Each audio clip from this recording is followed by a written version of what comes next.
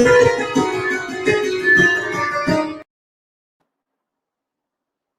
very good evening to all the connoisseurs of poetry here. So we are reaching the last session and the 10th day of Kritya International Poetry, and we have a wonderful array of poets today. Our first poet is John Guzlowski from USA.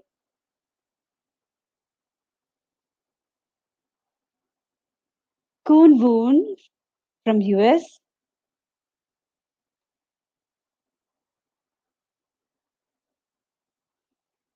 Mohammed El Hedeiny from Egypt.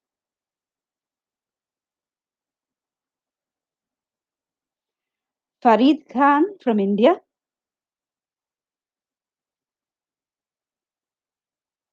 Kamini Vasisht from India.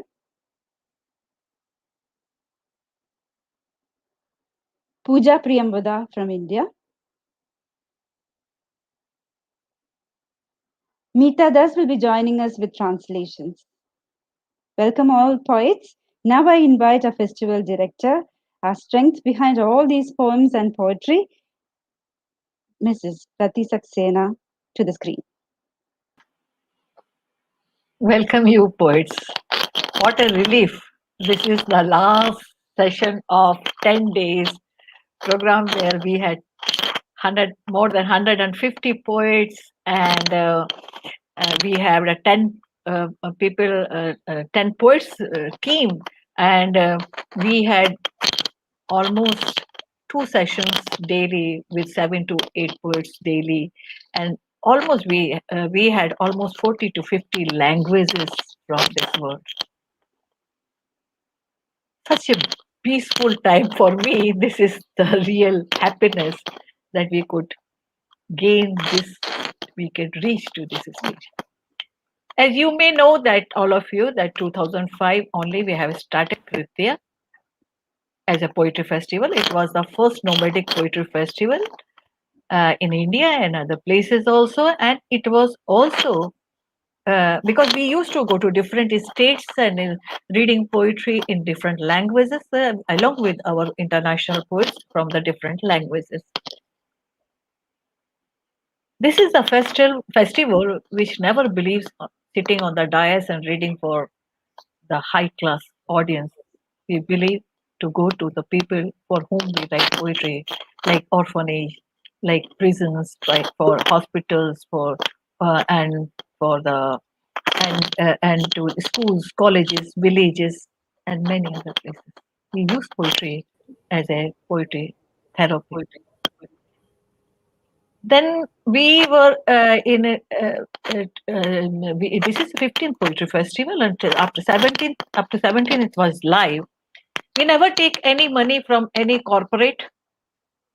We do not take money from, we got government money only for 4 or 5 years. Our team is working, they are also professors, advocates and all that, but they are working free of cost with love of poetry. Without any kind of payment. I feel sorry that I cannot pay to a poet. I should pay, but I don't have money to pay for that. And I'm grateful to all poets. They know and they understand and they come to my festival. So I'm grateful to all voices from the world who make Kritya beautiful. I'm grateful to poetry from the world.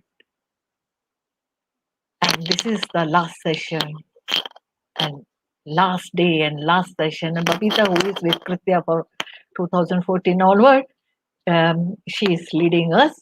So welcome to Babitha. Welcome to all of you. John, Koon, Kamayani, Pooja. Kamayani Pooja is our team. Mita is also our team. Farid Khan is one of my favorite poet in Hindi, and Mohammed El. I am not able to read your another. I'm sorry for that. So from Egypt. So welcome, friends. Welcome, all of you. Namaskar. Thank you so much, ma'am.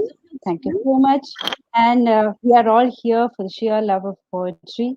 In our first session, we have the first poet. In this second session, we have our first poet, John Guzlowski, and his poems, in fact, have appeared in Rattle, Ontario Review, North American Review, and many other journals. His poems and personal essays are about his parents' experiences as slave laborers in Nazi Germany, and they appear in Echoes of Tattered Tongues. And he's also the author of Hank and Marvin mystery novels, and he's a columnist for the Polish Daily News, and the oldest Polish newspaper in America. His most recent books of poems are Mad Monk, IQ, and True Confessions. Now may I request John to delight us with his poetry.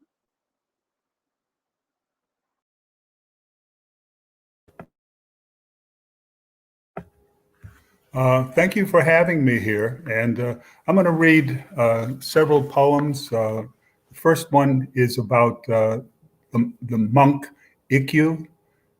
And here's the poem. The monk Ikkyu draws on the shore. It is a poem for the water. He knows the water can't read, but he knows it can dream. Here is the poem he drew. The sky yearns for the earth, the way the wind yearns for the sea, yearns to feel its wetness in its dryness. Now may I request Mita Das ji to read out the translation, please.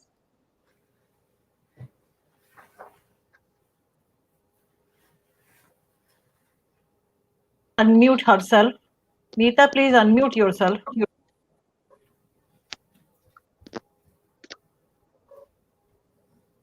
मैं John जी की कविता जो हिंदी में अनुदित पढ़ रही हूँ। भिक्षु acute चित्र रच रहे हैं। भिक्षु यक्यू चित्र रच रहे हैं। तट पर एक कविता पानी के लिए वे समझते हैं कि पानी पढ़ नहीं सकता, लेकिन जानते हैं कि पानी स्वप्न देख सकता है उसकी यह कविता जो उन्होंने रची। धरती कामना करती है आसमान, हवा कामना करती है जिस तरह समंदर की करना चाहता हूँ महसूस उसकी आर्द्रता को और उसकी शुष्कता को।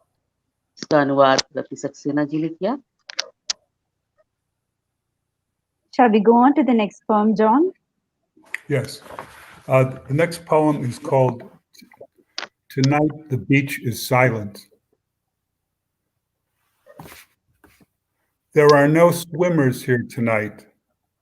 The water is cold and moon dark. A man rests for a moment on a bench and watches the waves for no reason. A white car pulls into a parking lot, makes a slow circle, and leaves. A woman walks backward in the sand, holding the scarf hard against her head.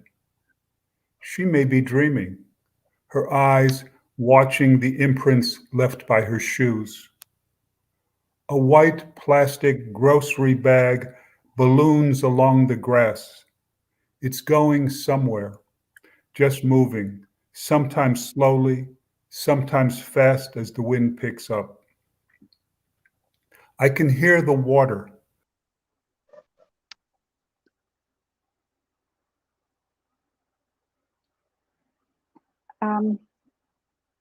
Yes, sorry about that. John's logged out.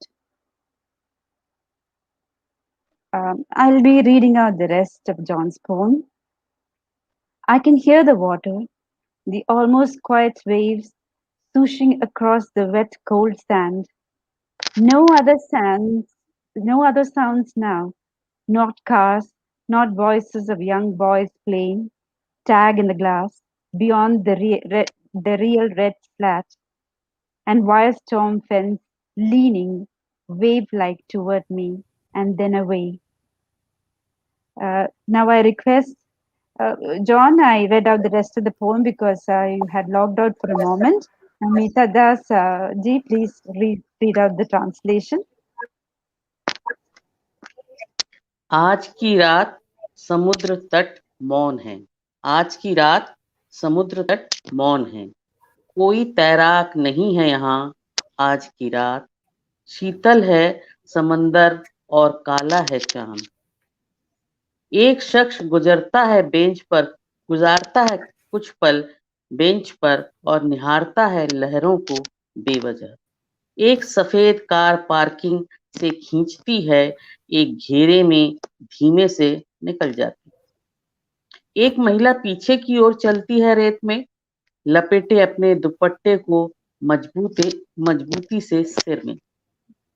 वो देख रही होगी ख्वाब, उसकी आंखों में देख रही है उसके जूते द्वारा छोड़े गए छाप। एक सफेद प्लास्टिक का थैला, गुब्बारे, घास के साथ ये कहीं नहीं जा रहे, बस चल रही है धीरे धीरे। कभी तेज हवा भी चलती है कभी कभी। मैं सुन सकता हूँ समुंदर को लहरें शांत सी डराकर भगाना, उस रेत के पार जो है ठंड और नमी। अब कोई और आवाज न करे, खेल रही है युवा लड़के लड़कियों की आवाज नहीं। घास में बांधे लाल पटिया के सिर और उस पार झुकी हुई तूफानी तार की बाढ़। लहर क्यों मेरी तरफ और फिर दूर दूर बहुत दूर। He lost connection again. He was here. So Babitha, you can read again another poem. Okay. My next poem. My mother was 19. Soldiers from nowhere came to my mother's farm, killed her sister's baby with their heels, shot my grandma too. One time in the neck, then for kicks in the face, lots of times. They saw my mother, they didn't care. She was virgin, dressed in a blue dress with tiny white flowers, raped her. So she could not stand up, couldn't lie down, couldn't talk. They broke her teeth when they shoved the dress into her mouth. If they had a camera, they would have taken her picture and sent it to her. That's the kind they are. Let me tell you, God doesn't give you any favors. He doesn't say, now you've seen this bad thing, but tomorrow you'll see this good thing. And when you'll see it, you'll be smiling. That's bullshit. The next poet, such wonderful poems, and unfortunately John could not join us. But next poem is What the War Taught Her. My mother learned that sex is bad. Babitha, he has joined. If he can read, let us wait for 1 second. Yes, John, third poem you can read, please. Fourth poem. Yeah.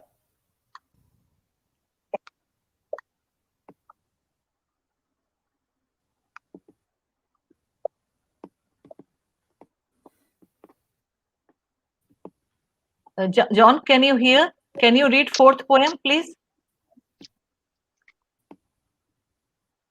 Fourth poem.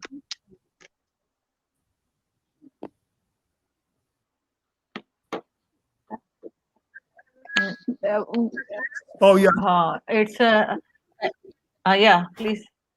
Yes, I can. Please read. My Wi-Fi went out. I'll just. I'm having trouble with my Wi-Fi. Okay, then we will read your poem, please. Please don't worry. I'll see if I can read one more poem. Okay.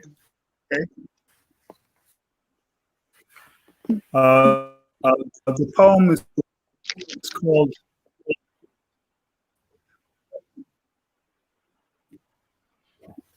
I'm thinking that his Wi-Fi is a very problem. Babitha, you please read.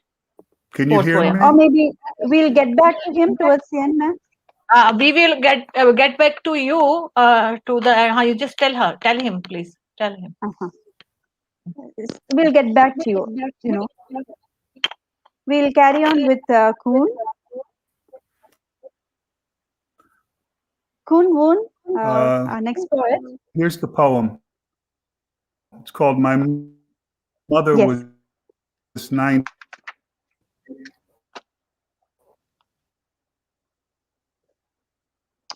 Okay. I think we'll get on with Koon, then we'll come back to John Guzlowski. Koon Woon, our next poet, he was born in a village near Canton, China, and he immigrated to Washington State in 1960.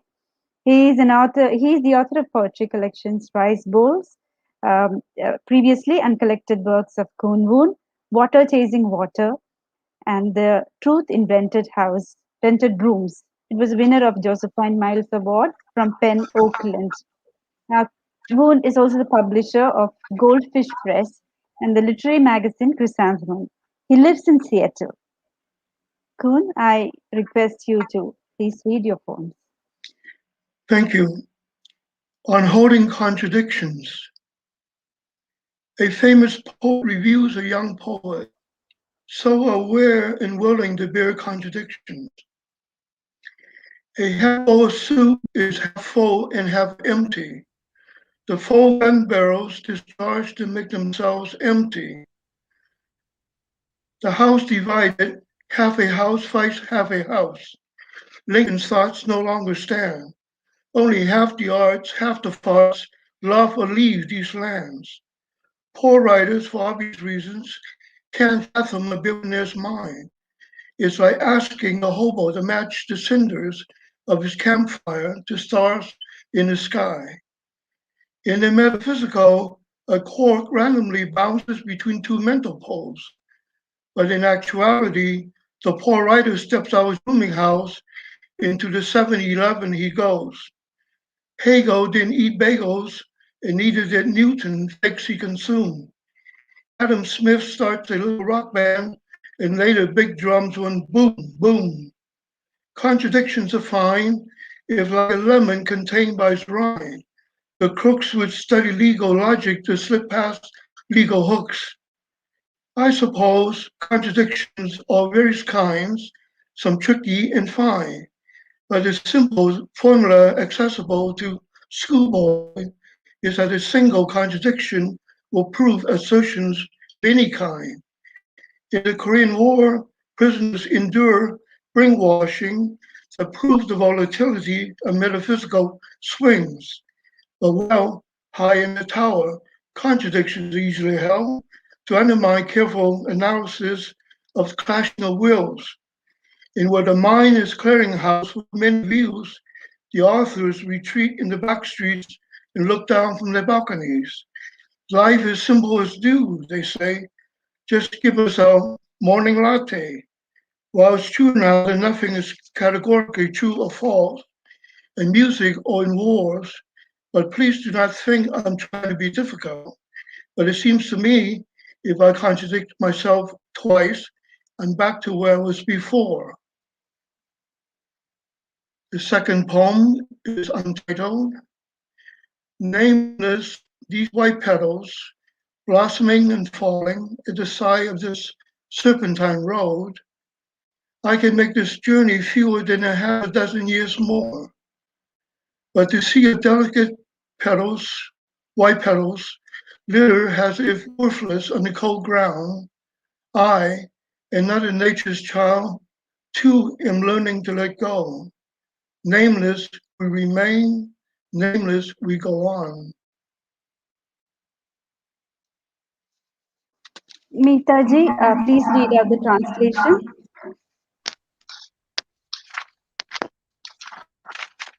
कून वून की अनटाइटल कविता का हिंदी अनुवाद पढ़ रही हूँ। एक सर्पीली सड़क के किनारे अनाम सफेद पंखुड़ियां खिलती हैं और झड़ती जा रही हैं। मैं जानता हूँ यह सफर आधा दर्जन साल से भी कम ही कर पाऊंगा, पर इन कोमल सफेद पंखुड़ियों का ठंडी सड़क पर गिर कर बर्बाद हो जाना, मैं प्रकृति का दूसरा बच्चा हूँ मैं भी सीख रहा हूँ छोड़ देने की कला। अनाम ही है हम, अनाम ही रह जाते हैं और अनाम ही हम चलते जाते हैं। Translated by Gupta. Thank you. This next poem is an ekphrastic poem. It's called Under the Orange Sky, a Scream, after viewing the painting The Scream by Edward Munch of 1893. 1. I beheld a man, naked and bestial, guarded from the fjord by flimsy wooden rail, the most uncut voice that penetrated my being ear to ear.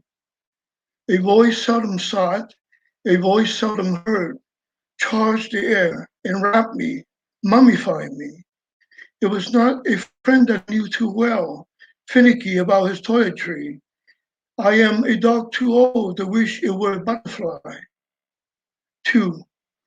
The light, the weather were all wrong, unasked for, as the sky flashed away, as if there was gold in the tundra. Evening encroaching, nature in revolt, a way she sent permeated my very marrow. Years and years hence, I shall say, I was on that bridge where travelers cross one extreme to the other extreme.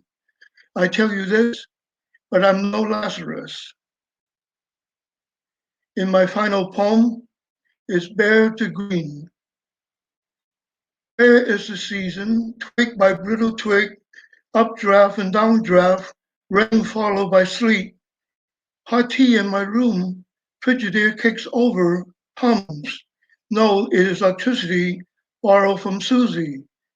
T.S. Eliot for measure, Rod McCoon for laughs, and in between ice cream and E. Cumming is Big Olaf. So long I'm insulated from the world and insults, I can play this lonely game until the twigs bud green. Thank you. Thank you so Farid Khan. Yeah, and Farid Khan is from Mumbai, and he's a Mumbai-based writer and poet, and he writes in Hindi. His poetry has been critically acclaimed and widely published and translated in English, Malayalam, Marathi, Nepali, and he belongs to Patna, Bihar. And he has been published in Panchwan Yuva Dwadash, Dusri Hindi, Likhni Hogi Ek Kavita, etc. I invite Farid to read out his poems.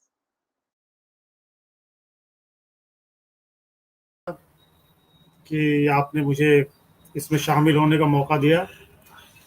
मेरी पहली कविता है एक और बाग। मैं अपनी इस कविता को father stand स्वामी को समर्पित करता हूँ। एक और बाग। गीली मिट्टी पर पंजों के निशान देखकर लोग डर गए, जैसे डरा था कभी अमेरिका चेगवेरा के निशान से। लोग समझ गए यहां से बाघ गुजरा। शिकारियों ने जंगल को चारों ओर से घेर लिया। शिकारी कुत्तों के साथ डिब्बे पीटते लोग घेर रहे थे उसे। भाग रहा था बाघ हरियाली का स्वप्न लिए।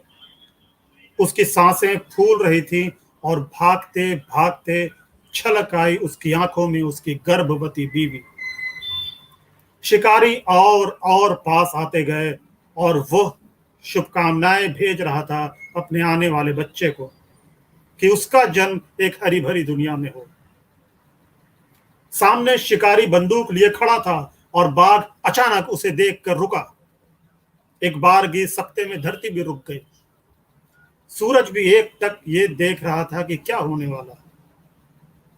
वो पलटा और वो चारों तरफ से घिर चुका था। उसने शिकारी से पलटकर कहा, मैं तुम्हारे बच्चों के लिए बहुत जरूरी हूं, मुझे मत मारो। चारों ओर से उस पर गोलियां बरस पड़ी। उसका डर फिर भी बना हुआ था। शिकारी सहम सहम कर उसके करीब आ रहे थे। उसके पंजे काट लिए गए जिससे बनते थे उसके निशान। यह ऊपर का आदेश था कि जो उसे अमर समझते हैं उन्हें सनद रहे कि वो मारा गया।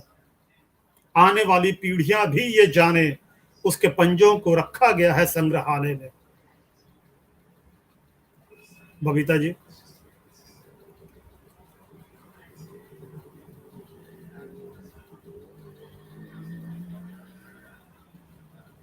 Noticing the imprint of paws on Babitha, the I'm dance sorry. soil. Babitha, I'm sorry. You have to start with the starting. It was my technical mistake. I'm No good. Please, problem, ma'am. No please start. problem. Okay. This particular poem is Another Tiger and was translated by Anamika. Noticing the imprint of paws on the damp soil, people got scared, like America got scared to see the imprint of Che Guevara. People knew a tiger had passed by. Hunters surrounded the forest from all four sides, and then even commoners, beating cans, surrounded him from all sides. Dreaming of greenery, the tiger ran on and on. All through he was panting and sending best wishes to his unborn child, that he sees the light of the day in a world green and serene.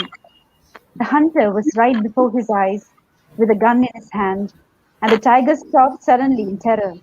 The earth too stopped. The sun kept gazing with his breath held. What would happen? From all sides, bullets rained on him, but his terror persisted, and the hunters watched their steps as they drew near. His paws, which left the marks, got chopped off. This was an order from the highest official, who thought that he was immortal. Know for sure that he was killed. The next generation also knows his paws have been kept in the museum. शुक्रिया। मेरी दूसरी कविता है माफी। सबसे पहले मैं माफी मांगता हूं हजरत हव्वा से।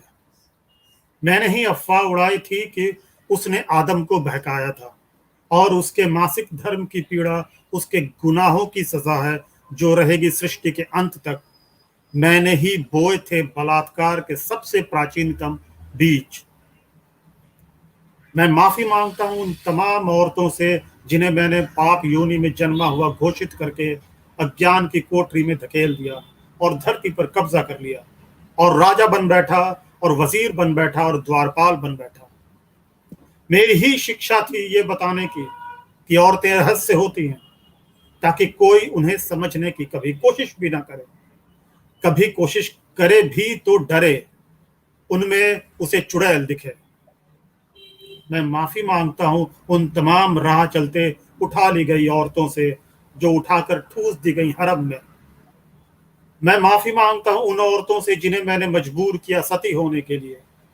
मैंने ही गढ़े थे वे पाठ कि द्रौपदी के कारण ही हुई थी महाभारत, ताकि दुनिया के सारे मर्द एक होकर घोड़ों से रौंद दे उन्हें, जैसे रौंदी है मैंने धरती।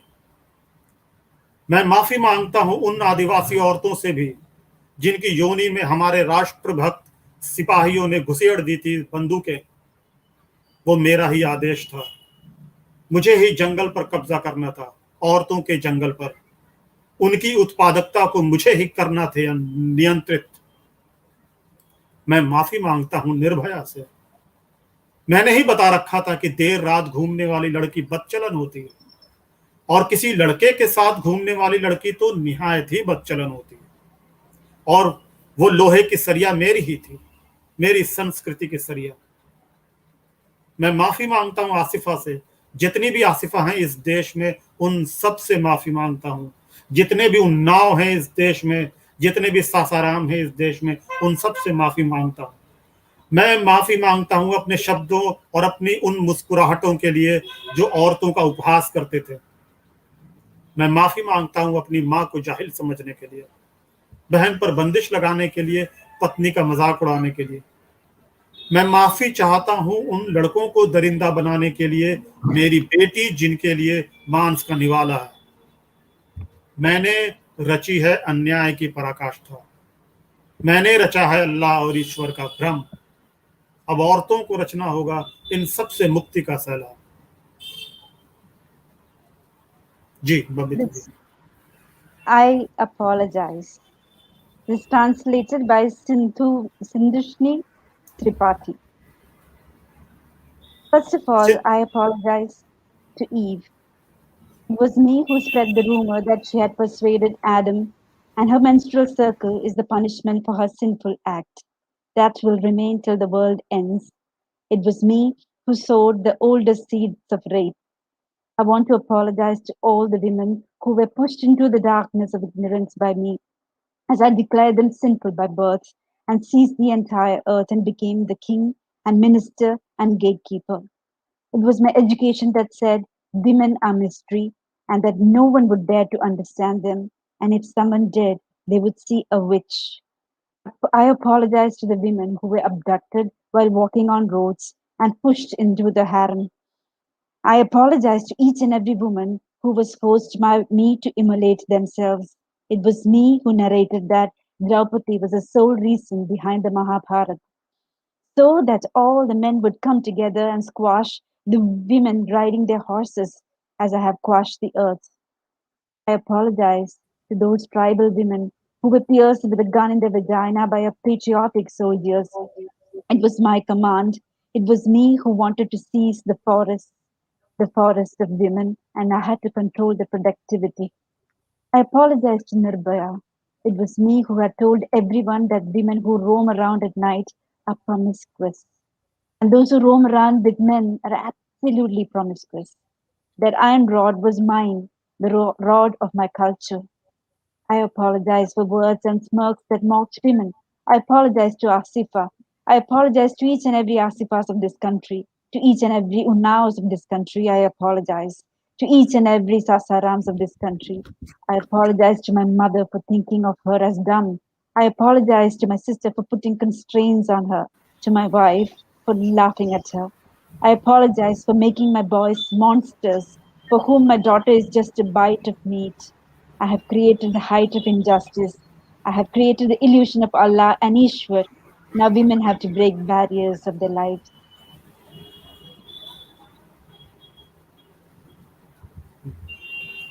मेरी तीसरी कविता है गंगा मस्जिद। ये कविता जब बाबरी मस्जिद गिराए जाने के 18 साल पूरे हुए थे उस वक्त लिखी गई थी।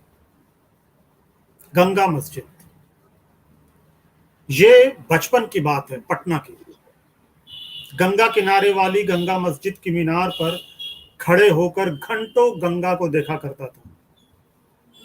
गंगा छेड़ते हुए मस्जिद को लात मारती, कहती, अबे मुसलमान, कभी मेरे पानी से नहा भी लिया कर, और कहकर बहुत तेज भागती दूसरी ओर हंसती हंसती। मस्जिद से दूसरी छोर तक रगेदती हंसती हंसती। परिंदे खूब कलरव करते। इस हड़बोम में मुअज्जिन की दोपहर की नींद टूटती और झट से मस्जिद किनारे आ लगती। गंगा सट से बंगाल की ओर बढ़ जाती। परिंदे मुअज्जिन पर मुंह दाब कर हंसने लगते। मीनार से बाल्टी लटका मुअज्जिन खींचता रस्सी से गंगा जल, वजू करता, अजान देता। लोग भी आते, खींचते गंगा जल, वजू करते, नमाज पढ़ते और चले जाते। आज 18 साल बाद मैं फिर खड़ा हूं उसी मीनार पर। गंगा सहला रही है मस्जिद को आहिस्ते आहिस्ते। सरकार ने अब वजू के लिए साफ पानी की सप्लाई करवा दी है। मुअज्जिन की दोपहर अब करवटों में गुजरती है। गंगा चूम चूम कर भिगो रही है मस्जिद को। मस्जिद मुंह मोड़े चुपचाप खड़ी है। गंगा मुझे देखती है और मैं गंगा को। मस्जिद किसी और तरफ देख रही है। Babita ji. Yes. Ganga Mosque. This was translated by Aparna Manoj, and this is, this was written after 18 years of Babri Masjid Mosque demolition. Down the memory lane, I recall those childhood days in Patna, where I used to stare for hours at the waters of Ganga, standing on the top of the minaret of a Ganga mosque. Ganga used to prank about and kick the mosque, used to say in her wanton ways, "Hey Musalman, you've never bathed in my holy waters." Then she took a turn and rushed far away, laughing mischievously, laughing boisterously. The mosque too did not spare Ganga and pushed her to the distant end. Even the birds chirped blithely at that. This pandemonium jolted the muezzin out of his afternoon siesta, and the mosque hurried back to its place. Ganga too slipped down to Bengal, and the birds twittered and mocked the muezzin. The muezzin used to lower down a bucket from the minaret top and drew Ganga water for his prayers. He did the wuzu, then performed the asan. People came too, drew Ganga water, did wuzu, and performed the namaz, and returned. And after 18 years, I stand on top of the same minaret, gazing while Ganga gently laps the mosque.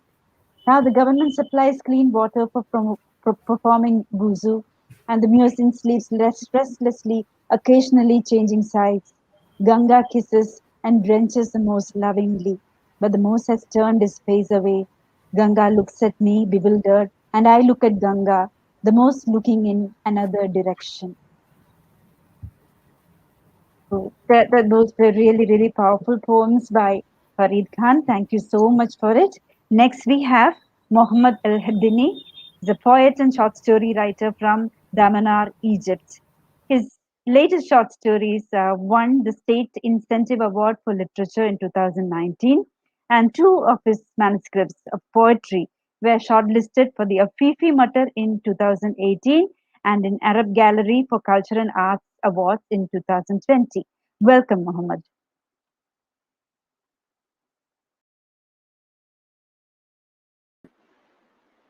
Good evening, dear poets, poetesses, and friends in Kritya International Poetry Festival. It's a great honor and pleasure to meet you today in this great event. I'm so interested in listening to your fantastic poems, and lots of thanks and gratitude to our hostess, Dr. Rati, SAXENA, and to you, Babitha, and to the members of the festival team. First of all, let me start with a poem. I'll read, if you allow me, I'll read in both Arabic and English. The first one in Arabic, entitled متاهة. الوقت يمر ولا نفاد لحبيبات الرمل في الساعة وكأن أحدهم يقلبها خلسة. ضوء برق مفاجئ أو ربما وميض فلاش كاميرا على إثره تتجمد الوجوه وتسكن الانفعالات وتبزغ الطحالب فيخرج الحلزون من صدفته ويتسلق السور العالي البارد ليلقي نظرة ساخرة على متاهة جهنمية ملقى على عتبة بوابتها سلاحف وأرانب تطلب الإذن بالخروج من سيد يراقب ويبتسم ولا يحتسب النقاط.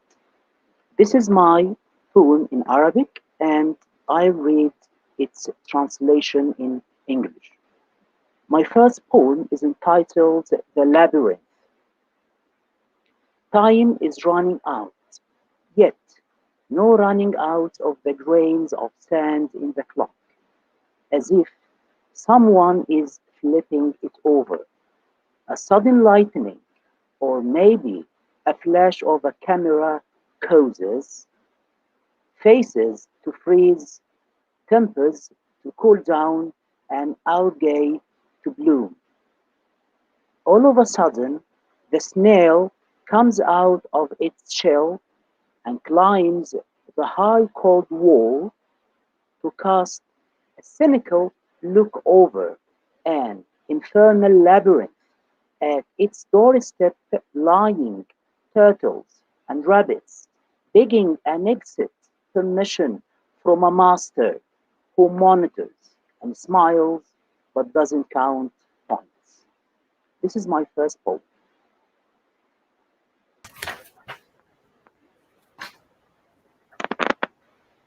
My second poem in Arabic, entitled رحلة عينين. من أعلى نافذة بأعلى مباني المدينة الجاحدة ألقى عيني. لم يبالي أحد بهما وهما تتدحرجان، ومع ذلك كانت الأقدام والسيارات تتجنب فقأهما. هما أيضا لم تردا أن تفقأ، كانتا تريدان التلامس فقط، كانتا تريدان أن تنزفا ما بهما من ألبومات صور ولقطات ودمعات أبت أن تنساب على وجه احتلته المساحيق حد الامتزاج بالخلايا. مر اليوم وهما تتدحرجان بلا توقف، ولكن التعب أنهكهما حتى توقفتا على شفا قضبان حديدية ببالوعة تجميع ماء المطر، ومع أول زخة سقطتا بالأسفل كان مستقرهما بعد أن غسلتهما السماء، فآن لهما أن تستكينا وتستشعر مؤانسة محببة مع أعين أخرى جديدة لن تنتظر طويلا حتى تملأها صور مبهجة بقوس قزح وزهرات عباد الشمس. The translation of my second poem, in English is entitled Journey of Two Eyes. Through a window of the highest building in the ungrateful city, he threw his eyes. No one paid attention to them while they were rolling down the streets. Fortunately, feet and cars avoided crushing them. They also were careful enough to avoid being crushed. They wanted to reunite and leak what is inside them. Photocopies of people and places, unknown features, gloomy shots, unforgettable memories, and also imprisoned, stubborn tears of the clowns. The day passed, and they kept rolling on their path. They got exhausted and stopped at the brink of rainwater drain, into which they fell after a light shower of the sky. Down there, they settled and calmed down. It was time for them to achieve the desirable companionship with other new eyes that would not wait for so long till being lovingly filled with beautiful scenes of rainbow and sunflowers. My last poem in Arabic is entitled قريبا جدا. قريبا جدا عندما تتجمد قمم الجبال ويبدأ الصغار في قذف بعضهم بكريات الثلج وتوقد نيران المدافئ وتبدأ الزواحف بياتها الموسمي وتمارس الحيتان فعل الحب، سأكون هناك في مكان عال ممددا ومدثرا على سريري أنتظر بشغف حصتي من حساء السماء. My last poem in English is entitled Very Soon. Very soon, when the peaks of mountains freeze and the kids start to throw themselves with snowballs and the hearth are lit and the reptiles start their monsoonal hibernation and the whales start to make love, I will be there, very far above, lying on my bed, waiting eagerly for my share of the divine soup. Here are my three poems in both Arabic and English. I wish you have enjoyed them, and I wish I have managed the 7 minutes allowed to me. Thank you very much. It was nice, Mohammed, but your voice was so low, so people could not understand. And if you would have allowed Babitha to read English translation, we Indians It's okay, could never mind. understand. So it's okay, fine. Thank you very much, Babitha. Now next is up to you. Thank you, Mohammed. I think there are these solar bursts or something that today, that's why, all of internet is slightly disturbed. Next poet we have is Kamini Vasisht. She teaches English at a government college in Shimla. And she very recently she has discovered that poetry is her best friend, and her area of interest has been feminist and understanding of fantasy, especially in fairy tales. And she has two published books, The Witch Must Die and Other Poems, and Dioramas of Girlhood. So her poems have actually found a place in international and national anthologies, and her next volume of poems are underway. Kamayani, please read out your poems. She has to unmute herself because she has unmuted herself. Thank you so much, Babitha, for that introduction. My first poem is titled The Witch Must Die. The witch must die for the life she savored, for each tattoo she taunted as a trophy of triumphant desire, for the many crystals that she wore like stars on her body, for the pride that her eyes shone with in defiance of all expectation, for the citadel she dwelled in at the edge of the precipice, for the broom that she rode to forbidden places without fuel, without engine, for the vermilion she smeared on her thighs instead of adorning her forehead with, for the scent of jasmine in her bed, dislocated from the altar in disuse, for the grapes that filled her glass before they found way to the salad bowl, for the glorious invectives that echoed every time she reached roof-shattering orgasms, for the sons and daughters she had chosen not to bring to life, for the vain mirror in her attic that fell in love with her naked form. The witch must die for the joy that had no spring. My next poem is called Halos. Dear gods, you'll probably need fog lights to look through the halos that surround you like translucent smog. We might then be in the same city where all temples have the same architecture as hospitals, prisons, and brothels. We might then be able to talk in a language that you and I understand beyond the incomprehensible mutations of stylized verse. Sit on the same table and bite off the same piece of meat that has no specific nomenclature. Sleep in the same bed, not fearing the phallus or the lack of it. You could probably then share your stories of private guilt, and I could be your shrink. Dear gods, break through your halos just once, for my sake and yours. Your heavens will be happier, your hearts more peaceful, having shed this time-heavy load. The third poem is called Home Comes to Me with a Yellow Door. Home comes to me with a yellow door, creaking its welcome notes.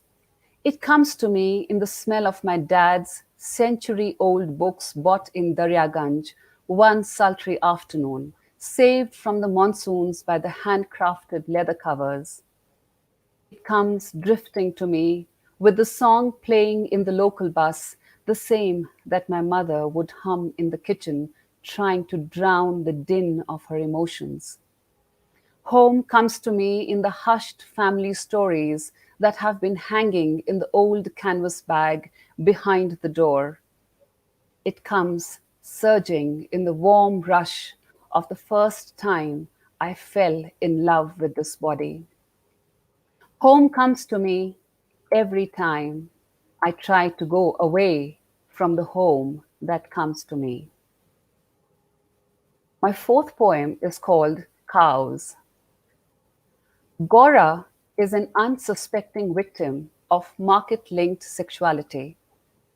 Every spring, when she feels the pangs of desire and dreams of a wet encounter with Nandi the Romeo, when the bees are buzzing pollen and televisions are busy selling condoms, Her body aches to meet Nandi's longing. She hasn't learnt the civilized art of discreet seduction in the privacy of heavily curtained bedrooms, or the feminist denial of her physicality.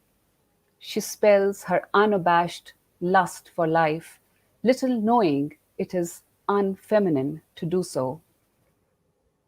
Gaura's poetic desire is met with prosaic solutions.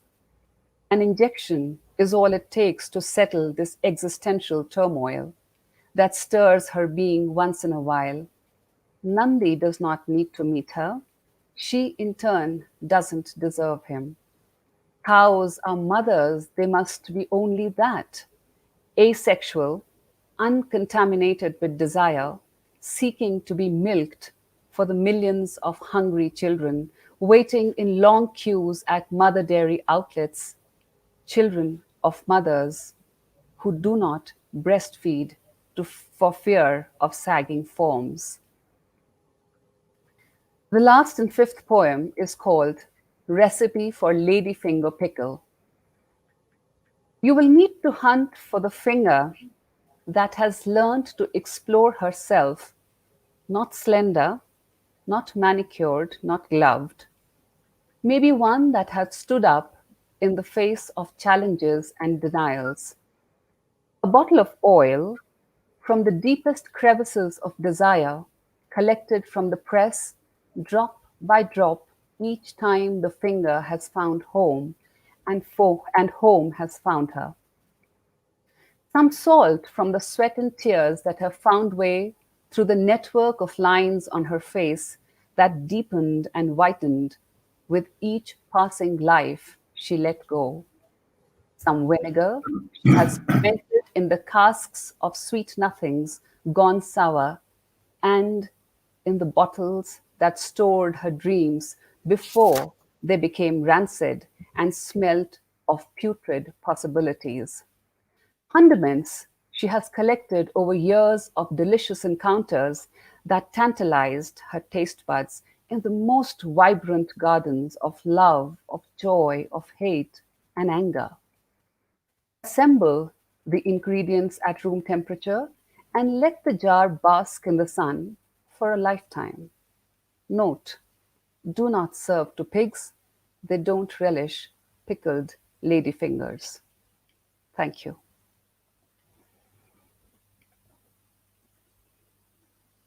Thank you so much, Kamayani.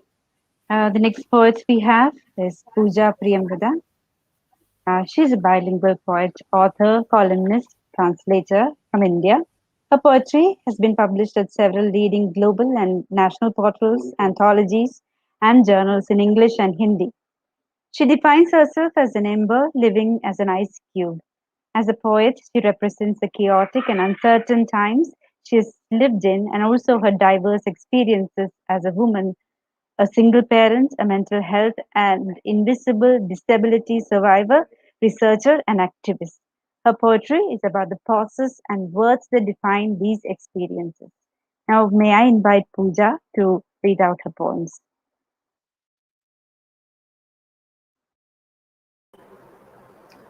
Thank you so much, Babitha, for that introduction. I do not know with what words I can thank my Kritya family, so I will keep that for later. I will dive into my poems straight away. The first poem is dedicated to my family and my late father, who were refugees in 1947, and to all the refugees of the world. मेरी पहली कविता 1947 में शरणार्थी हुए मेरे परिवार, मेरे दिवंगत पिता और दुनिया के सभी शरणार्थी मित्रों के लिए, रेफ्यूजी शरणार्थी। कैसा होता होगा आत्मा का शरणार्थी हो जाना, गुड़ में, साग में, हवा में ढूंढना सरहद पार की खुशबू, और घंटों हर रोज आंखें बंद कर देखना अपने बचपन का घर। ठिठुरते हाथों से शॉलें स्वेटरें बेचते, उम्मीद की आखिरी डोर को हिमालय के उस पार पोटला के गुंबदों से बांधे रखना। टिमटिमाती नीली पीली बस्तियों में सपने देखना, ब्रह्मपुत्र के पार हरे खेतों की पहली फसल के, या फिर बर्लिन की बर्फबारी में कांगड़ी की कमी महसूस करना और पहन लेना यादों का तार तार पुराना फेरन, या फिर ऐसा होना मेरी तरह जड़ों से मुक्त अनेक अजीब शहरों में छोड़ आना अपनी थोड़ी थोड़ी आत्मा और बन जाना एक निरंतर शरणार्थी। My next poem, I am a strange woman. मैं एक अजीब औरत हूँ। मैं वो अजीब औरत हूँ जिसे दुनिया में सबसे पहले इश्क हुआ अपनी भूरी आंखों से, जिसने जरूरी नहीं समझा कभी भी छुपाना अपने जिस्म या रूह को या उन दोनों की चाहनाओं को। मैं वो अजीब औरत हूँ जिसे कभी पसंद नहीं था अपना नाम, लेकिन उसने इसे कभी बदला नहीं, जिसने चूमी दरवेशों की चौखटें रूह के नर्म लबों से बिना छुए ही और हर बच्चे में एक बुद्ध देखा। मैं वो अजीब औरत हूँ जिसने कभी नहीं रखी रिश्तों में शर्तें कसमें और हर बार लौट जाने दिया हर महबूब को दोबारा लौटने के किसी भी वादे के बगैर। मैं वो अजीब औरत हूँ जिसने अपने दिल की सारी सुर्ख नरमी और अपने रूह की तमाम ख्वाहिशें लिख दी एक अनलिखी वसीयत में उसके नाम जिसने भी मोहब्बत से मेरा नाम लिया। मैं वो अजीब औरत हूँ जिसने हमसफर होना कबूल किया और फिर चलती रही अकेले ही बिना पीछे मुड़े उसे देखने के लिए जो राह बदल चुका। मैं वो अजीब औरत हूँ जिसने माफ कर दिया अपनी उन अजन्मी औलादों को भी जिन्होंने इनकार कर दिया मेरी कोख को बख्शना अपनी मुस्कुराहट, और फिर भी बिना माँ होने के अहम के उनकी नन्ही हथेलियों में रख दी अपनी सारी दुआएं। मैं वो अजीब औरत हूँ जो मरकर भी जिंदा रही, दर्द जितना बढ़ाती रही उसका हौसला उतनी ही बड़ी मुस्कुराहट से, जिसने नदियों के घिसे हुए गोल पत्थरों में कायनात देख ली, अपने गम पर कभी नहीं बहाए दो अश्क, लेकिन किसी अजनबी के अनजान दुख के लिए महबूब इलाही से शिकायतें हजार की। मैं वो अजीब औरत हूँ। मैं वो अजीब औरत हूँ जो चाहती है किसी समंदर के आगोश में दफन होना, कि जो मंदिरों में पूजी जाती हैं या कब्रों में दफन हैं, जिनके लिए घर बनाए गए हैं, शायरी लिखी है दुनिया ने, वो तो आम अच्छी औरतें हैं। मैं एक अजीब औरत हूँ। The next two poems are inspired from my mental health work. The first one I shall read in English, Depression. This has been recently published in an international anthology about mental illness titled Through the Looking Glass in UK. Look up some dictionary, or there's always Google. The modern day Alice's world in a whole. Depression is a group of conditions, blah, blah, blah. Suicide helplines, help and line. Do they even know what they try to clinically define? This Picasso's restlessness, Faustus's helplessness, running amok inside me, the quintessential Icarus. Some days I fly without wings, like a broken leaf stuck on a string, on some nights like a pendulum that has forgotten to swing. Swirling in a teacup, years of lost sleep, fatigue, a hollow in my chest. Beep, beep, beep. Stream of consciousness, of being a writer and not knowing an adjective to say. This ache that runs in my bloodstream. I laugh, I dress up, I scream. I scream silently, or they would laugh. The labels ready, the asylums open. Token, token, token, broken. Depression. So how do you explain this peculiar brain, this disdain? I close my eyes to find the prism inside in which I hide. The prism inside in which I hide and be of all definitions free. अगली कविता हिंदी में जैसे depression, just like depression. This has been published at कविता कोश. Depression चिल्लाता हुआ नहीं आता. Depression चिल्लाता हुआ नहीं आता लो दिमाग पर हावी होने के लिए. कोई युद्ध घोष नहीं होता, चुपचाप घंटों एक टक छत को तकता हुआ मन में छुपा कोई घुसपैठिया, मन में छुपा कोई घुसपैठिया, जैसे नसें और हड्डियां क्रांतिकारी होकर मांगे जिस्म की कैद से आजादी। नए नए हुनर सीखता हो जहन, जैसे रोना आंसुओं के बिना और हंसना साजिश जैसे, जैसे नाम का पहचान से जुदा होना, जैसे नाम का पहचान से जुदा होना, हर दिल में कोई खला होना, जैसे दिल की जगह सीने में पत्थर होना, जैसे किसी अजनबी दुनिया में बोलते रहना एक विदेशी भाषा जिसे कोई और नहीं समझता, वहीं कहीं निर्वासित होना, दक्षिणी ध्रुव के पास जहन में निरंतर बर्फीला तूफान, जैसे किसी मुर्दा जिस्म में होना एक धड़कता दिल, जैसे ना मुर्दा होना ना जिंदा होना, जैसे बनाना अपनी मनपसंद चाय, छानना उसको जिंदगी के प्याले में और नाली में दे लाना। धन्यवाद। Those were indeed a lovely collection of poems that we've had. Now we are coming to the end of this session. I request SAXENA ji to join us for the vote of thanks.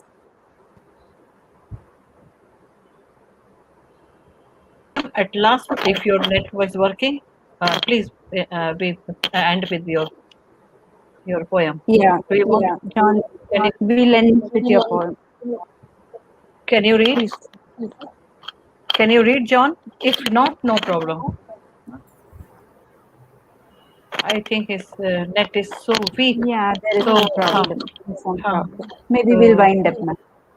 We'll wind up because we have. I just want to inform you that please don't go away, all the audience, because just after this, we are not changing the broadcast or link. Immediately, we will after this this over, we will come back in the same link within 1 second for the valedictory function. So you can watch from outside. And thank you very much. Thanks a lot. And the final thanks is in our valedictory function. So 1 minute. Let me wind up in 1 second.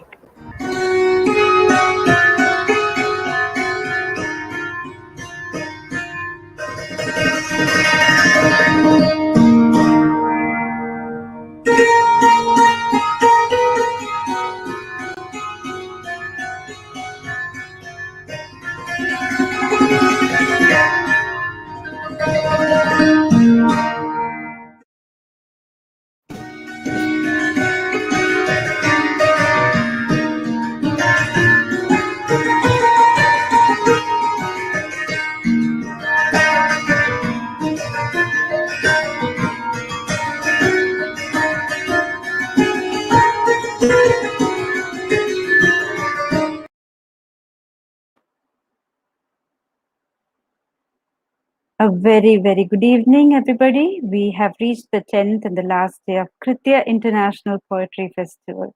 And what a lovely festival we had. We had around almost 150 poets reading from all over the world. So welcome all to this valedictory function. And as a chief guest, we have Subodh Sarkar among us. I request SAXENA, Dr. Rati SAXENA, Festival Director. And we have Ashraf here. So, welcome to this valedictory function. It's very strange to say समापन समारोह में आपका स्वागत है, but I want to say that. Namaskar. And Mohammed Ashraf is also. बहुत अच्छे, बहुत ही अच्छे, बहुत अच्छे. And Ashraf is also here because Ashraf is working with the poetry festival for some time. So, and Subodh is a friend of Kritya from 2012 onward, 13 onward. So I hope they will say something. I will give my words afterward. I think that I will invite Ashraf to speak something, and Babitha, he has given translation to you, and you can read with him. So Ashraf wanted to say something. Look at his turban. It's full Kritya turban, a beautiful turban. This could be Kritya because many languages, so it's the Yeah. symbol of the festival's doctrine to invite all languages, all tongues from all over the world. Actually, I have a few words in Arabic about Kritya, what I felt from heart about Kritya. تملك كريتيا روح الشعر. كريتيا تؤمن بالتعددية ضد العنصرية، وتحلم بالسلام في مواجهة الحرب، وتؤسس لاحترام الجميع مواطنين وأجانب، وتبني للغد بدعم الأجيال الجديدة. وهذا هو مسار الشعر ومصيره. وبعد أن انطلق العام الماضي من أرض الواقع إلى فضاء الإنترنت بسبب الجائحة، وجدنا في الأزمة فرصة، وهكذا الشعر يسعى لتحويل المستحيل إلى ممكن. فأنشأنا منضدة باتساع العالم. شاركت في بعض موائدها الثقافية الثرية، وتحلق حولها الشعراء والموسيقيون والمؤرخون والنقاد والرسامون وكل الذين آمنوا بقدرة الشعر على إيجاد علاج للأرواح المتعبة. يزداد الشعراء المنضمون لمهرجان كريتيا الدولي للشعر كل عام زيادة بالمئات تؤكد رسوخه، كما يمنحهم المهرجان جديدا، وخاصة بتجربة عرض القصائد بأكثر من لغة وترجمتها إلى الهندية. مؤسسة المهرجان ومديرته خلال الدورات السابقة هي الشاعرة راتي ساكسينا، الأكاديمية والناقدة التي ترجمت قصائدها إلى لغات عالمية مع آخرين، وهي خير ممثل لروح كريتيا المتوقدة. شكرا من مصر إلى الهند، شكرا من أشرف أبو اليزيد إلى راتي ساكسينا، وشكرا من الشعر إلى كريتيا. Thank you. Ashraf Abul Yasid, he's from Egypt. He's president, Asia Journalists Association, and editor-in-chief of the Silk Road Literature Series. His poem about Kritya goes thus. Kritya has a spirit of poetry as it believes in pluralism against racism and dreams of peace in the face of war. It establishes respect for all citizens and foreigners and builds for tomorrow by supporting new generations. This is the path of poetry and its fate. After going virtual last year from one real world to the internet because of the pandemic, we found in the crisis an opportunity, and so is poetry, striving to turn the impossible into the possible. And so we created a table as wide as the world. I participated in some of its rich cultural meals, inviting to circles around many poets, musicians, historians, critics, and painters, all those who believed in the power of poetry, to find a cure for tired souls. The joining poets are increasing for the Kritya International Festival every year. An increase of hundreds confirms its solidarity. The festival also gives them a new feature, especially with the experience of displaying poems in more than one language, translated into Hindi. Festival founder and its director during previous session is the poetess Rati SAXENA, the academic and critic whose poems have been translated into international languages. She is the best representative of the fervent spirit of Kritya. Thanks from Egypt to India. Thank you from Ashraf Abu Yasid to Rati SAXENA, and thanks from poetry to Kritya. With the permission of Subodh Sarkar, do I show some friends 1 minute or 2 minutes video? Shall I show? Oh, sure, please. Yes. Okay.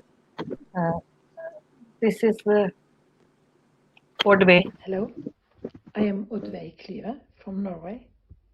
I feel very lucky to have been a part of several Kritya festivals in India. It was a way to get to know Indian poets and their poetry, and through this also a very good way to get to know India. Participating in Kritya also gave me the chance to meet poets and poetry from around the world. This has been a very special experience that means a lot to me as a poet. I feel that through our poetry we could get to know each other in a deep way, even though we came from very different cultures. I strongly believe in this way of being together for several days, meeting other artists. And I believe in this way of bringing a mixture of poetry from near and far to an audience. I am very grateful to Kritya and to SAXENA for creating this space of poetry. I know it's a lot of work. I hope Kritya will continue this work of creating encounters between poets from around the world and bring poetry to people. I believe in poetry performances, both for large public audiences and in environments like universities, schools, libraries, and homes. Kritya does a very important and impressive work for art and for peace. Thank you, Ordway. Now we have a very senior poet from Estonia. This is Doris Carver. Greetings from Estonia. I am Doris Carver, and I had the honor to attend one of Kritya festivals in Trivandrum, Kerala.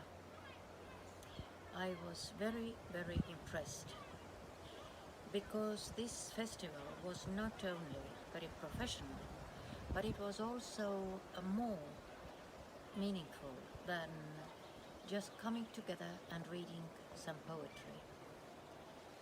It was really aiming at most vulnerable groups of society. We visited students, prisoners, old age people in their home, and I think SAXENA has done a marvelous work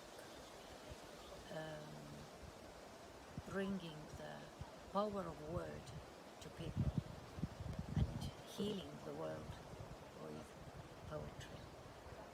I really hope that this festival, Kritya Festival, is going to continue. Thank you. Thank you, Doris. Now another poet, Mathura, from Estonia itself. My name is Mathura. I'm a poet from Estonia, and we are right now here by the longest river in Estonia, River Pärnu. I've been to Kritya 3 times, and I think if I use this metaphor of the river, then Kritya is a little bit like a river, brings together different poets and different people in different places. Every Kritya has been very different, but every time I have found new friends and new poets who I have also translated later at these festivals. It's been a very intimate and friendly and warm gatherings in different places in India, and can't wait to return there once again. Thank you. Hello, my friends. This is a summer greeting from Sweden. It's the time of light here up in the north. The sun almost don't set in the whole night. And I want to declare my passion for the poetry and the poetry festival of Kritya. My best regards to Note-RATI, SAXENA and the organizers. I have been lucky to visit Kerala and the Poetry Festival some years ago, and it was fantastic to meet all the poets from different countries of the world, to listen to the different languages of India, and even if you don't understand anything of the words, the meaning, so you can listen to the language as it was music. Poetry has an important role to play in these days when we have gone through the corona efforts, and now we hope for better days. And poetry has the possibility to build bridges, to make the vision of a world without borders clear. And like the great writer Ernest Hemingway said, this world is a fine place, worth enough fighting for.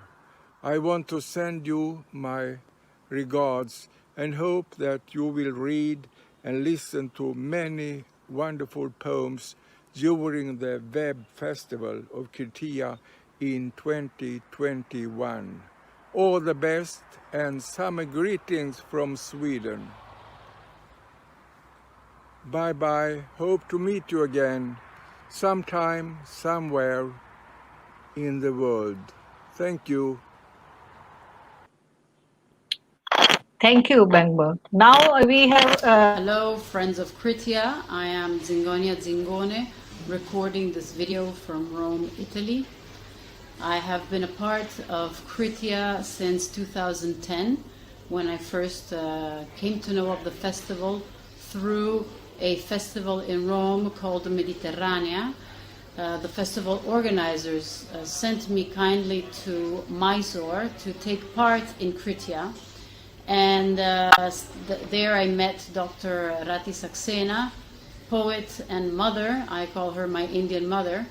And she later invited me to participate as part of the committee of Kritya. So I had the pleasure of attending other editions of the festival. Kritya is very important to me because it has been taking place in different cities and different regions of the country. The first time I attended, it was in Mysore, as I said before, then in Nagpur, then in Trivandrum. And this allowed me to get to know different Indian languages, I mean, not to know them, but to be exposed to the culture. So I started noticing the differences between Kannada language and Marathi language and Malayalam, and of course Hindi, as well as other languages that were very well represented in the festival. Kritya has a special characteristic, which is that of bringing together poets of a high level. I don't only mean a high level in terms of poetic quality, but also in terms of human characteristics. So poets from around the world, giving also a big space to local poets. The fact of being a festival that moves around allows for people, poets from different regions that do not have the possibility of moving, to take part. So there's a special participation of local poets. Then there is also a very large participation of poets coming from other regions of the country, and then finally of international poets. I have got a big benefit from participating in Kritya, as it opened me to a different culture, and I got to know translators, not only poets, but also translators and publishers. And it was really a doorway into India and into a new poetic moment of my life. Of course, Rati SAXENA is the heart of Kritya, but this heart allows every other heart to join into one expanding wave of love. So I have also been inspired very much when participating in Kritya for my own poetry. I have many poems that were born after the festival. So I would like to read one poem just as an homage to the Kritya festival, and then I will give you my best wishes for this new edition of the festival. So this poem does not have a title, and it comes from my latest book. And it says like this. In India, dogs are nomads, pace the dusty, chaotic streets. They know the way to the end of all roads. To the end of all roads. A young Palestinian, looking out of the bus window, asks, "Where do dogs go? Always hustling, dogs are." He takes my hand, shuts in the grip of dawn, a ruthless memory. Children, their empty glances, licked by dogs of hate, and mothers of his land, torn from the good, crying, discovering that all alleys are blind. Thank you, Kritya. Best wishes. My love. My love. Thank you so much. No, where is Subodh Sarkar?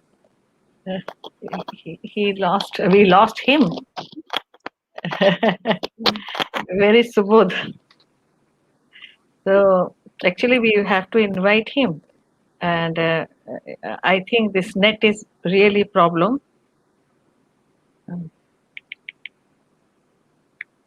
So anyhow, you want to talk about Subodh, you can talk.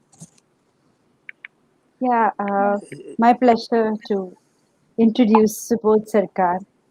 He needs no introduction, in fact. He has written 35 books of poetry. He's a Sahitya Academy winner. And he is also the former editor of Indian literature. He was a Fulbright fellow, and he had participated in the international writing program in Iowa University. And he's also the president of West Bengal Babitha Academy. So very well-known poet. We'll wait for him to say something about Kritya. And he will also recite his poems to us. But I think there is some kind of a technical glitch out here. Today actually we have many technical problem because we know that around the world, not only in India, around the world, even John is living in such a beautiful place in America, and even he could not. He was every moment he was entering and going. In India also we were not able to listen to many poets, one or two poets. Yes, Subodh is here, so I hope he will enter because the internet is a really problem. So yes, so Subodh is already Yeah, there. can you hear me? I'm extremely sorry, internet was not working properly. Okay, please, Subodh. You're introduced already. You're already introduced. Oh yes, okay, fine. Thank you very much. And I was hearing the comments made by the international poets, and it is really interesting to note that Zingonia from Italy has described Roti SAXENA as her mother. It's brilliant. It's wonderful. I really loved it, you know. And as you know, this international festival of poetry, the Poetry Festival 2020 Kritya, is a brilliant one. It's a 10-day-long festival, not a matter of joke. It's very difficult, you know, to organize a 3-day-long festival is a huge one anywhere in the world. And when it comes online, it is more difficult. Unlike to organize a festival online is not easy. Some people, maybe they are not flying, they are not traveling. That's different. But you have to organize so many things to put all of them together, and their video recordings, they're to get connected with them, and it's internet. Anytime anybody can be missing, anything can happen. It's really, really difficult to organize a festival. It's a 10-day-long poetry festival, and I think this is the most prolonged honeymoon with poetry on earth. So in a way, Roti SAXENA has made it possible. we have been attending, or we have been participating in different poetry festivals all over the world because of this,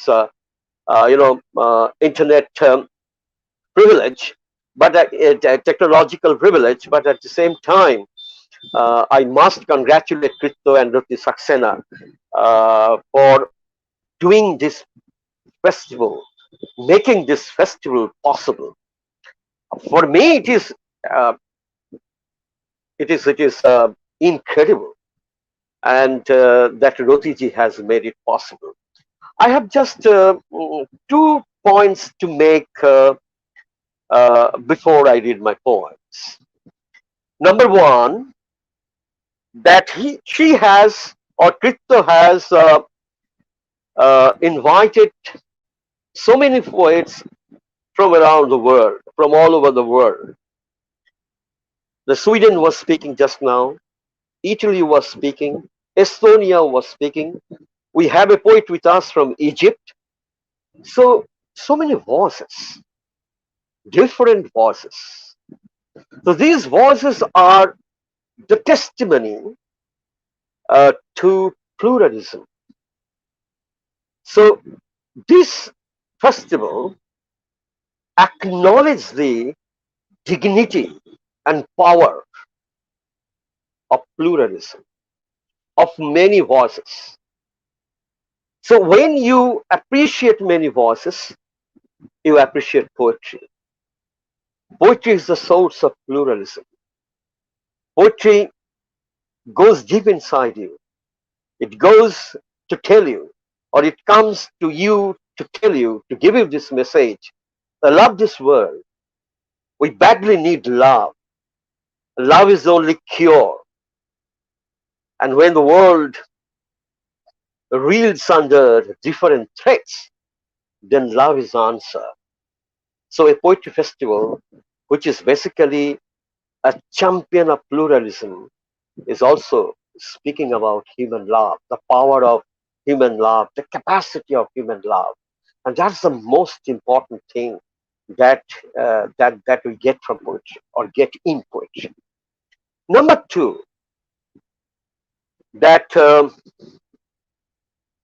we have been living in a difficult time, not only because of pandemic, but also due to other things. This is not a place to discuss all these things, but we know we don't have to tell each other that what a difficult time that we have been going through. So poetry at the same time works as a tonic to give us energy, to give us power, to give us capacity to meet the challenge. So poetry is again, it is a challenge, and at the same time, it is a power to uphold the dignity of humanity. Kritya International Poetry Festival is doing these two things brilliantly. I was checking the international list of the poets, those who have already participated, and I believe that if all these poets come together, poets from India, poets from different parts of India, poets from different parts of this subcontinent, from Asia, from Europe, from America, from different parts of the world. So these voices are going to be the voices of poetry, the voices of art, and we have to protect ourselves. Poetry, for many it is nothing. It is a simple thing, and most of the people can live pretty well ignoring it. But for us, for sensible people, for people those who love arts, those who love this world, this humanity, they also love poetry. So the poetry for them is that important as being human beings. So as we are the parts of being human beings, so I believe that this festival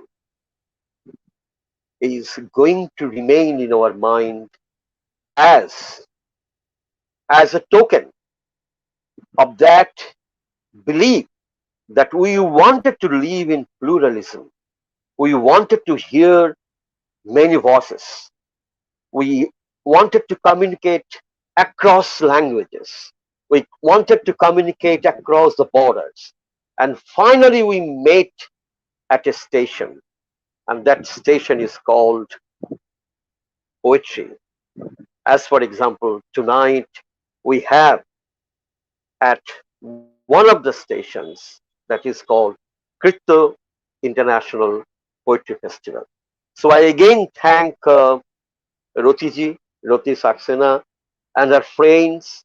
It's like a family. We have been working together.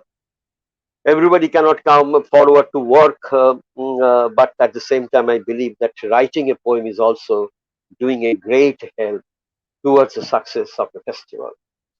So this is a successful festival for years, and I believe that it is going to stay with us for many, many years to come. Thank you. Now I choose to read two poems. The first one is a very simple one, a very short one. I read it first and I have translated myself. It's written in Bengali. This is a language I speak. This is my language, my mother tongue. I have been writing this language, in this language for 40 years, and I have published more than 35 books in this language. And here I have a small poem for you first. The poem is called Friends. Good evening, friends. I have no complaints. I came to tell you there are some people who are still hungry. Good evening, friends. I have no complaints.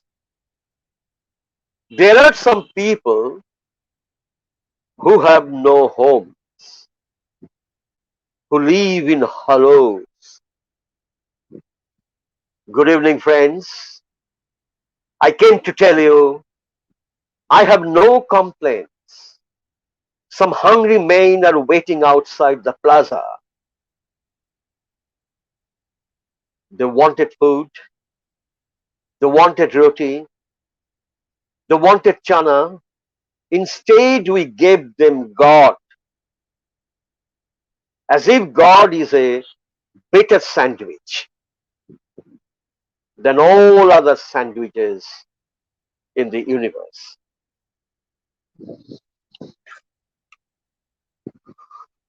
The second poem is called Mothers of Manipur. The poem I wrote in 2006.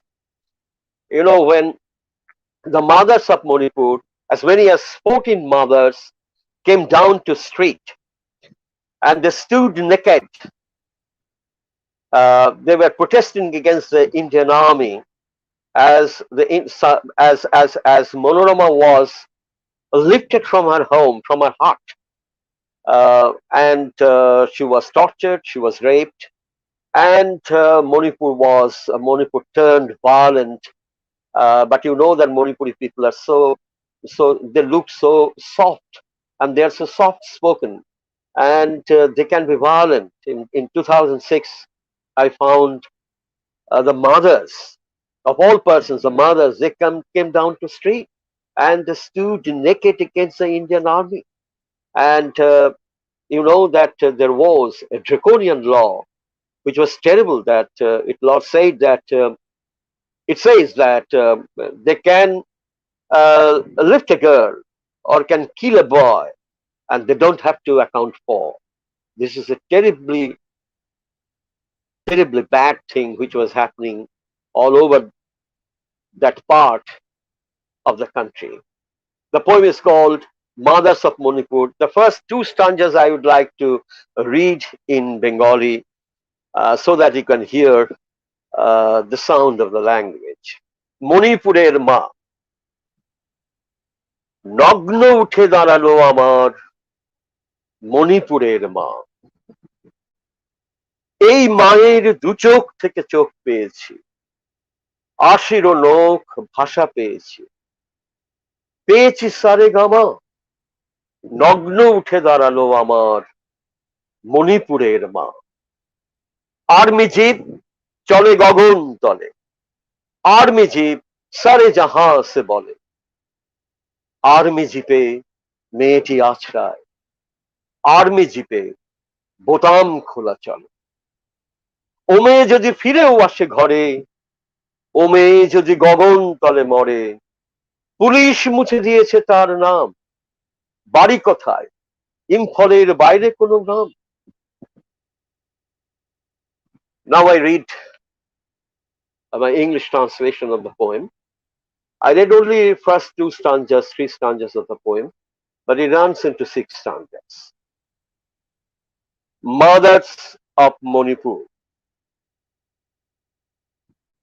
Naked, they stood up. The mothers of Manipur. My eyes are born from their eyes. All that I speak is from them, from their music.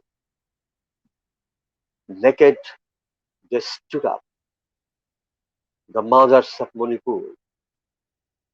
Can the army and the police do anything they like? Nobody is allowed in the streets. Only smoke goes by. Nobody can speak up. No way to protest. Naked, they stood up, the mothers of Manipur. Army jeeps move around under the sky. Army jeeps sing our national song. There is unbuttoned in one jeep. A girl reeled into the jeep. Should the girl go home?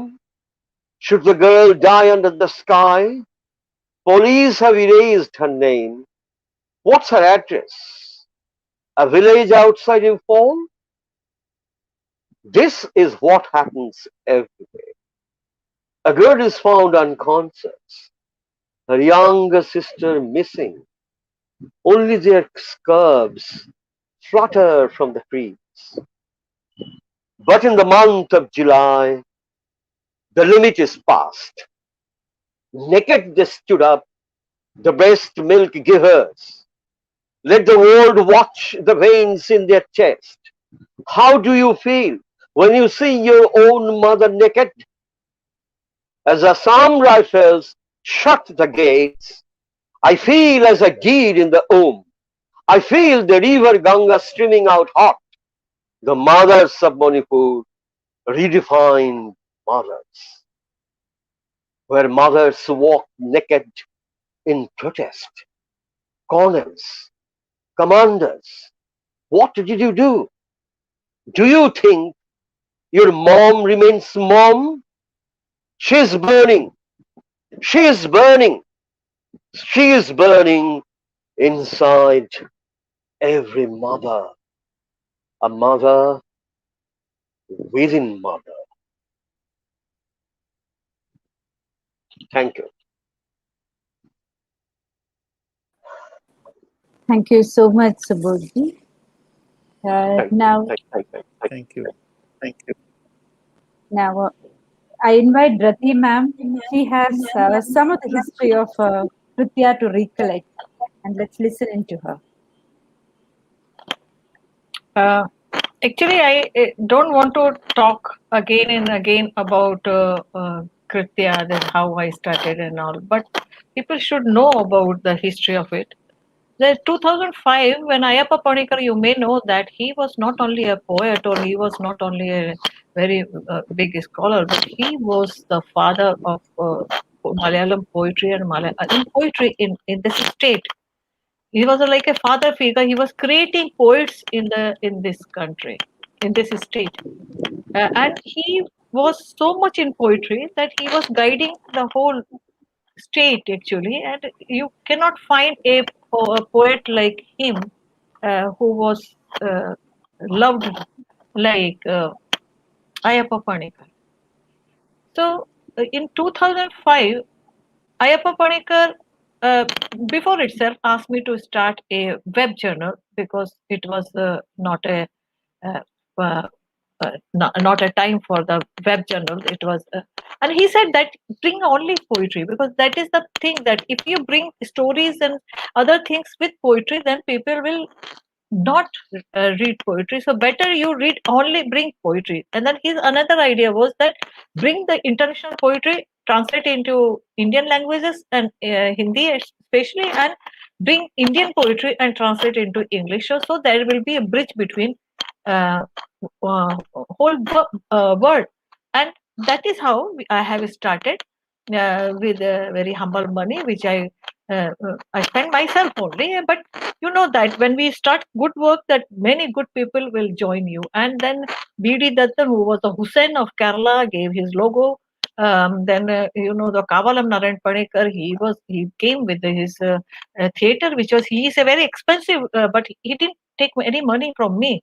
And things started, and once it started, we have to celebrate. And then when we celebrate it in a very small place where 300, 400 museum auditorium people came, and that time Ayaba Panikar was totally ill, means he had a special disease, that is his lungs were becoming stone. That was very painful and very strange disease. And that time he said that convert it into poetry festival, go to the people, go to the language, don't celebrate on the stage, don't make it money minded, and don't just for poetry. And that is how I was just naive. I did not know anything about poetry festivals. I did not know about international poetry. I did not know anything, but I followed that idea. And in 2006 6 itself, he died. And we that 2005 I have gone to Jammu and Kashmir, and then we celebrate Dogri. And then when I came back, so I thought that it was started by Ayappa Panikar, so I must do something. And I was astonished to see that the moment I said that I want to celebrate a poetry festival in memory of Ayappa Panikar, the whole Kerala stood with me. Lizzie Jacob was principal secretary. She managed to arrange all these things. I didn't have single money. I didn't ask single money. Kritya, we never ask. People have many things against. जो बिल्कुल ये है जनवादी वगैरह, ये सब विरोध करते हैं कि कृत्या में ये है, कृत्या में है. हमने कभी किसी कॉर्पोरेट से पैसा नहीं लिया है. We have not taken money from corporates. हाँ, गवर्नमेंट से हम मांगते हैं, जैसे साहित्य academy, ICCR and all. We ask because we pay tax, and it is our right to get cultural benefit. But we got only for 4 years from the government support. There are also politics behind it, and all money, because Kritya is almost run without money. And because and it's not that my poets from international poets are paying their fees. No, I work behind the curtain, and I work with their companies, their cultural associations, and I ask ticket for them. I request for this, and that is how every poet who comes to Kritya has a ticket in his hand. And even Indian poets also, we request Sahitya Academy and ICCR to give them ticket. That's all. तो ये जो था ना एक idea कि रति सक्सेना तो बहुत कोई पैसा करके कर लिया है, इकट्ठा कर लिया, ऐसा नहीं है. It was very strange. In 2017, the chief minister of the Communist Party came to inaugurate my festival, and I could not get even 1 lakh from the government.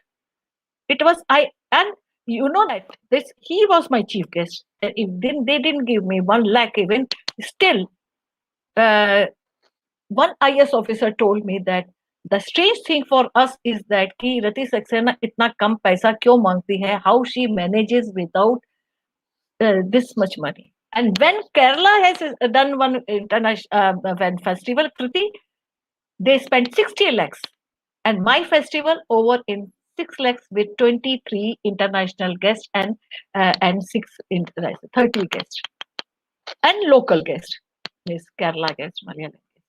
Because we work ourselves, because the team who joined me join with heart. They are professors, they are in very big places, but they are joining with the love. The people who joined, you see, there was a strange thing like a Zingonian and all, they were taking the charge of like moderating the festival. And in Kerala and many places, people think that I have tons of money because I am keeping the international moderators, but they were not moderators, they were poets. And they were helping me. So that was the power of Kritya, and that was the power of I have a great poet who gave this blessing. So it is not that I am running. It is run by many people. Only thing I am following the idea of that great man and that great voice is. But बहुत सी problem है. कुछ लोग कहेंगे हमें आपने बुलाया नहीं. How can we invite you if we don't have money? We don't want to insult you. You are a poet. If we cannot pay you a reading fees, at least we should give you good accommodation, good hotel, good food. Then they say that, that is a corporate kind of thing. It's not a corporate kind of thing. It is better than any Pragatishil festival or anything, because we don't take donations also, except 3 people in 10 years gave themselves with force, with love. One was Koon Singh, 2,000 rupees, and Boraji and Kamal Boraji, and one more, because they asked me not to take their name. We don't take personal donation. So that is, I feel that poetry only has power to face the this economy bonded this world. Poetry, it can only fight with all the problems if we are real poet, because the words have Shakti. In Vedic literature, why Kritya? Kritya is a word power. In Vedic literature, they say the Shabda Shakti. The Kabir ne bhi kaha hai ki Shabda Shakti. So we have our all saint poets, our all ancestors, our all mantras. They all talk about the power of word, and not only from India. Any human, any civilization, any ancient civilization, you will find that power of word was very, very useful for the humankind. So Kritya is celebrating the power of word only. But many enemies, I told that many enemies come against Kritya and say many things against it. I appreciate that also. I wrote to them, please come to my and write against and make a video and send me that this is the problem with Kritya. We cannot perfect. Perfection is not a poetry. Poetry is imperfection only. We are not perfect. And still we are doing just to love, because we love this universe. We love this nature, we love people, we love language, we love everyone. So the love is the only base of Kritya. And I'm thankful to all poets who came here, was so nice. I thankful to my this team who joined me very late, except Babitha, but most of them joined me very late. But they worked so nicely, so hard. They worked so hard. They were so nice. All of them had a very good job. Somebody is a professor, somebody is some other kind of job, somebody is an advocate. But they were doing this because love. Only love is there. And I don't expect from anyone to praise me or Kritya, because it is not me who is doing it. It is because I didn't know a single word about Poetry Festival, anything about single other. I just take few words from our teacher, our guru, and I start walking. And unfortunately, after this festival, when he said these words, he was extremely sick. His lungs were converting into stone. He was not able to talk to anyone. We never saw his face and never talked to him. But those words became Kuru Mantra for me, and I think for everyone. So Kritya is because of you all friends. I did not know Ashraf, but he is joining Kritya for long time. He's helping many ways. Many people help me. So here the like Edina, she is in Hungary and she helps me. That many people in some of the some poets could not help me completely because of this pandemic time. They were like Shobna wanted to help, but she got still ill. And then that's yes, Nirmala, Sukrita Pal, Rekha Sethi, they came for the first session. They have done wonderful work, translations and etc. And then we have a big team which was joined because of Shaili Ball, there's Pooja, Kamayani, and then Mita, then Mandakini join us, then Shail join us. So many join us, and they were doing such a wonderful work. They bring a energy to this poetry festival. I was behind the curtain only, but they were bringing the way they were reading, the way they were presenting. That is how poetry connects. That is how Kritya does. So, all of you, thank you very much. We don't have anything. We don't expect anything. We don't expect any award for Kritya. We just want be kind to this world, love to this world, love with this, your heart. Everything will be beautiful. We need beautiful world. Babitha, do you want to say something because Subodh is not able to enter? Thank you so much for these inspiring words, Sam. Actually, thank you for telling us that Kritya is love. It's actually love. It's love for each other, and it's love for the world that flows out as poetry. And what Ayyappa Panikar was to you, you are to us. To all these people who are behind Kritya. My experience of Kritya is in 2008, I saw this internet advertisement of Kritya, the festival that is going to be held. And I was new in Trivandrum. I had just joined in Trivandrum as a lecturer. And then I called up Rati ma'am and I asked her if I could join. It was one of my dreams to join Kritya. And she said, you send me your poems. And that was my first international publication as such. My poems came out on the web, and that was the most wonderful moments for me. And from there, in 2015 onwards, Rati ma'am had invited me for Kritya in various capacities, and I have always loved the kind of nomadic poetry that Kritya had. So many people and so many international poets, and even if we do not know the language, it was like we could actually listen to the music of poetry, the kind of sound of poetry, the rhythm of poetry, and we experience that. And this is a great brotherhood and sisterhood in poetry. And thank you, Rati ma'am. Thank you, Ashraf. Thank you, Kritya, the entire team for being here and making this happen during this pandemic. I feel very sad along with other team members that this is coming to an end.